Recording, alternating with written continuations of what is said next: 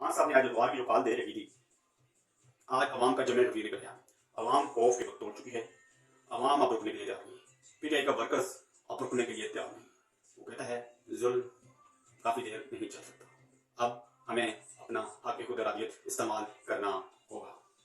PTI की जो call थी, खान साहब की जो कॉल थी, आज उसको अवाम को निकालने में वो कामयाब हो गए हैं। ये दूसरी पार्टियों के लिए खतरे की घंटी बजा दी है कि पीटीआई को न खत्म कर सकता है, न खत्म करने की सोच रख सकता है। पीटीआई कायम दायम रहेगी और हमेशा पीटीआई रहेगी। जब तक खान साहब जिंदा है तो पीटीआई भी जिंदा ही रहेगी।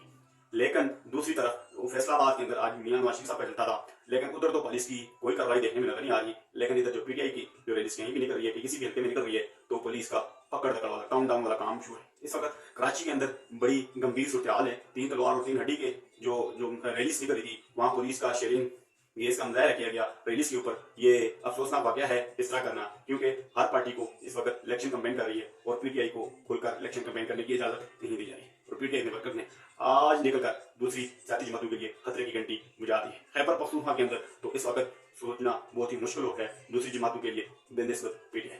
पीटीआई इस वक्त पावरफुल जमात है और इस वक्त उन्होंने खान साहब ने एक फार्मूला अवाम को दे दिया है। वो कह रहे हैं कि 10 लाख बंदे पूरे पाकिस्तान से सिर्फ 5 वोटर्स इलेक्शन डे वाले दिन अपने साथ लेकर निकले और इंशाल्लाह पीटीआई हुकूमत बनाने में कामयाब हो जाएगी। आपको याद है कि जो लास्ट इलेक्शन हुआ था उसमें वोटर टर्नआउट 51% था। अगर ये फार्मूले पे आप कामयाब होते हैं तो 65% वोट आप कास्ट कर सकते हैं। तो अगर ये 65% वोट कास्ट हो जाता है तो पीटीआई